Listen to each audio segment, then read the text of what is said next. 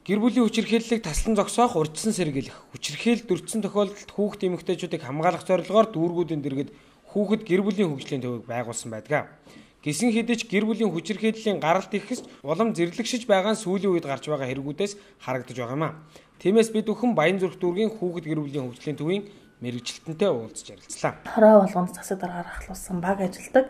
Эдгээр маань хамгийн түрүүнд тухайн хүчирхийлэл болж байгаа талаар мэдээлэл авч тэр хүчирхийлэл болж байгаа, хүчирхийлэл болох гээд байгаа эрсдэлтэй байгаа айлуудад хурц үйлчлдэг юу маань хамтарсан байгаа. Тэгээ хамтарсан багийн гарсан шийдвэр болгон дээр одоо манайх бас кейс одоо нээж бас зөвлөмж өгч бүхэл төрлийн үйлчлэгийг одоо яаж хурдан шуурхай хүрэх тал дээр нь дэмжиж л ажилладаг да.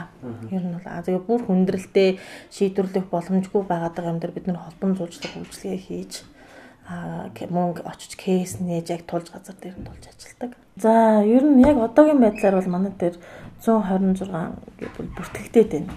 Яг ингээд өртөх эрсдэл магадлалтай гэсэн.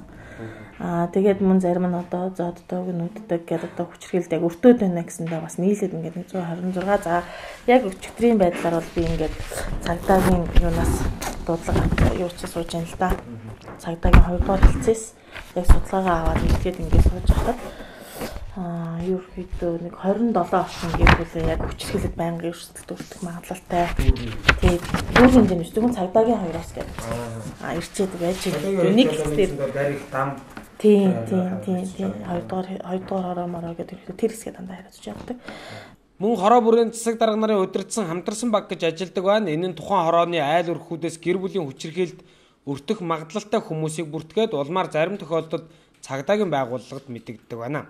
Харин гэр хороолд архитан цогтуурах ажилгүйд л их учир хүчирхийлэл гэж хийж болох зүйлүүд өдөр бүр айл болгон шахуу гардаг хэмээн хорооны цагдаа учирлаж байлаа. Хорон дарга бүртгэний даргаар томилогтой ажилдаг.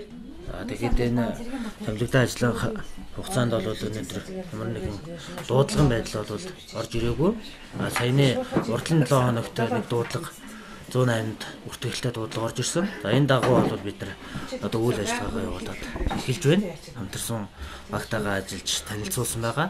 Хороо гэдэг утгаараа бол манай 2020 27 дугаар хороо бол ер нь эрсдлэгтэй гэж организуул болохоор.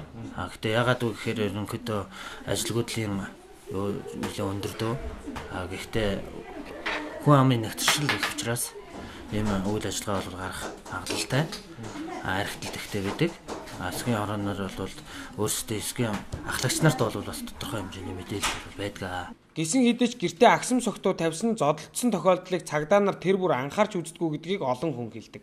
Үүнд нь гэр бүлийн хүчирхийллийг таслан зогсоох нь хэрэг илрүүлсэн гэж үнэлдэггүйтэй холбоотой гэж хэлэх хүмүүс байдаг юм а. Бид нар яг цагдаад мэддэх ёстой гэдэг дээр мэддэг. Өөрөөр хэлбэл эхлээд 108 дуудлагаа хүлээж авна. Тухайн айлд нөхцөл байдлыг үнэлгэх юм. Хорооны нийгэм ажилтнтайгаа хамтраад өөрөөр хэлбэл хамтарсан багтайгаа хамтраад гэсэн үг. Яг бид нар дээр ирсэн 108 дуудлагын дагуу бол бид нар голцоо дандаа өөрсдөө ажилдаг. Тэгээ хорооныхон нийгэм ажилтнтай хамтраад за энэ үнэхээр өндөр эрсдэлтэй байна гэсэн тохиолдолд бид нар 102 л өөрсдөө дуудлага өгдөг. Эсвэл цагдаагийн 1 2 дуудлага залгаад дуудлага өгдөг юм байна. Яг жишээлбэл одоо зүгээр нэг хүүхдүүд ингээд хүчирхийлэлтэй юм шиг харагдаад байна гэсний төлөө очихоор цагдаа очихоор угаасаа энэ чинь хурамч дуудлага байна гэдэг байхгүй юу. Өөрөөр хэлбэл хүн хоёр чинь зүгээр л ингээд байж штэ. Ямар нэгэн зодтолж нүдэлсэн юм алга. Цагдаа бол нэг ил шарах сорвил харна шүү дээ. Гэтэл тухайн айлд ямар хүчирхийлэл өртөх нөхцөл үүсэт байна гэдгийг хүмүүс хардаггүй.